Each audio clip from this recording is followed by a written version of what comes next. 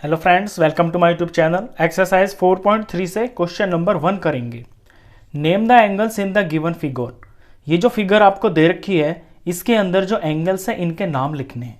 अब ये है एक क्वाड्रिलेटरल, इसके अंदर 4 एंगल्स हैं ए बी सी और डी। एंगल इसके अंदर बिल्कुल अकेले अकेले हैं।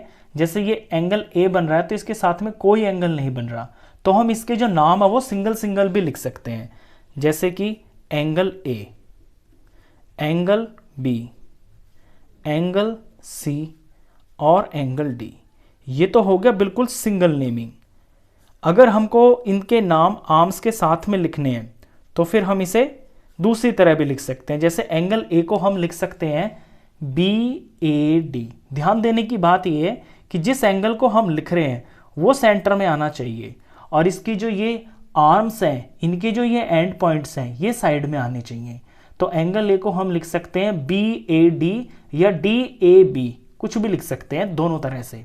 तो एंगल बी ए और डी, इसे एंगल डी ए बी भी हम लिख सकते हैं। ये तीनों चीजें एक ही है। Angle A, angle B A D, angle D A B, बात एक ही है। जिस एंगल की बात चल रही हो, जो नाम लिखना है जिस एंगल का, वो सेंटर में होना चाहिए। अब एंगल बी को इसी तरह से लिखते हैं। तो एंगल बी, ये बी नंबर सेंटर में होना चाहिए और ये बी बन रहा है इस लाइन से और इस लाइन सेगमेंट से। तो इसके एंड पॉइंट्स हैं ए और सी। तो बी एंगल का नाम हम लिखेंगे ए बी और ये सी। तो एंगल ए बी और सी। इसी तरह से एंगल सी को हम लिख सकते हैं, सी यहां पे बन रहा है, ये लाइन सेगमेंट है, डी एंड पॉइंट है, ये लाइन सेगमेंट है, बी एंड पॉइंट है। तो सी को हम लिखेंगे बी सी डी या फिर डी सी बी। कैसे भी, दोनों तरह से, किसी तरह से लिख सकते हैं। तो मैं लिख दूंगा B C D.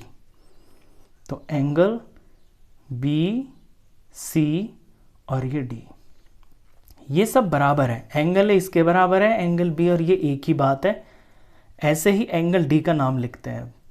Angle D यहाँ पे बना हुआ है इस पॉइंट के ऊपर और इससे जो लाइन सेगमेंट बन रही है उसका एंड पॉइंट सी है और दूसरी जो लाइन सेगमेंट है उसका एंड पॉइंट ए है। तो ए और सी साइड में आ जाएंगे, डी अंदर आ जाएगा बीच में। तो लिखेंगे ए डी सी। तो इसे हम एंगल ए डी सी लिख सकते हैं। तो आपने ये देखा कि अगर अकेला एंगल है, अकेले से मेरा मतलब ऐसे है कि जैसे ये बिल्कुल सिंगल ये है ए, तो हम इसे एंगल ए लिख सकते हैं।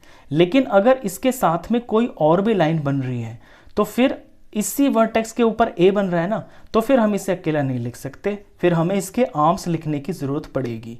आर्म्स मैंने यहाँ आपको लिख के दिखा दिए हैं कि जिस एंगल की बात चल रही है वो सेंटर में होना चाहिए और जो आर्म्स होती हैं उनके जो एंड पॉइंट्स होते हैं, जैसे यहाँ एंगल ए है, इसके आर्म्स के एंड पॉइंट सी और बी हैं, तो ये साइड में होने चाहिए, एंगल ए बीच में आना चाहिए। जैसे यहाँ आ रहा है, बी की बात है तो बी बीच में होना चाहिए, सी की बात है तो सी बीच में होना चाहिए और एंगल डी लिख रहे हैं तो एंगल डी बीच में होना चाहिए।